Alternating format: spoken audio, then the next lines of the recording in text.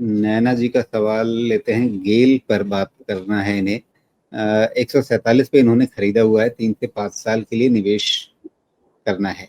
तो किस तरह का लक्ष्य, गेल में अगर ये 5 साल अपना निवेश बनाए रखें तो किस तरह के लक्ष्य रख सकते हैं, किस तरह का रिटर्न मिल सकता है? हाँ, तो आपकी जो रिक्वायरमेंट है वो मेरी सोच से मैच नहीं करेगी नैना, बिकॉज़ मैं ये सेक्टर में प्राइसिंग वाले इश्यू के कारण कभी भी लॉन्ग टर्म व्यू नहीं बना पाता, और अगर मैं गलत कह रहा हूँ तो आप इतिहास चेक कर लीजिए। इसलिए 5 साल का व्यू मेरे पास नहीं है। इसके बावजूद भी मैं आपको कुछ चीज़ें बता देता हूँ, अगर ये आपको काम कर जाएँ तो। आप 5 साल रखें जो भी, आपको ध्यान ये रखना है कि 173 या 172 के नीचे इसका क्लोज़ नहीं होना चाहिए।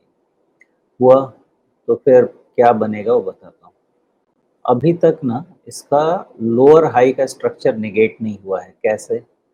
एक हाई बना है आपका 30th सितंबर 2024 का, और दूसरा पैटर्न हाई बना है आपका 6 दिसंबर 2024 का। ये लोअर हाई पैटर्न से हम चल रहे हैं।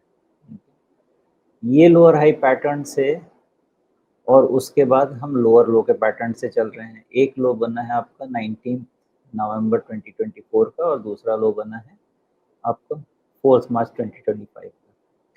अब ये पैटर्न से हमको बाहर निकलना है। अभी अगर for the sake of argument अगर मान भी लिया कि ये करेक्शन कंप्लीट हो गया है और लोअर हाई वाले स्ट्रक्चर से अब हम हायर हाई वाले में जाएंगे, क्या करना चाहिए, कैसे करना चाहिए?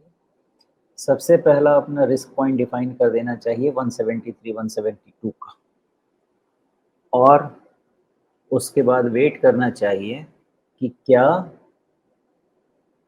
217 के ऊपर ये क्लोज होता है। 215 भी चलेगा, लेकिन 217 के ऊपर क्लोज होता है।